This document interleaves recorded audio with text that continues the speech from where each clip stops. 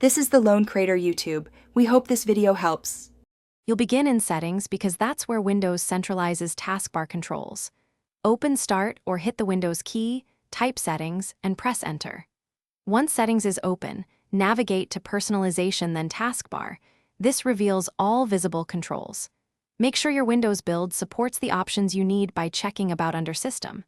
Now that you're in the Taskbar pane, you have access to alignment, visibility, and pinned app controls, so proceed to adjust those first actionable items. Once in Taskbar settings, change alignment to center or left under Taskbar behaviors to suit your workflow.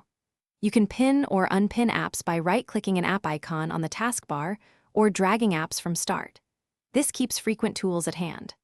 Also toggle system icons like clock, network, and volume in the system tray section, and enable or disable search and widgets depending on distraction vs productivity needs. These steps shape how the taskbar behaves day to day.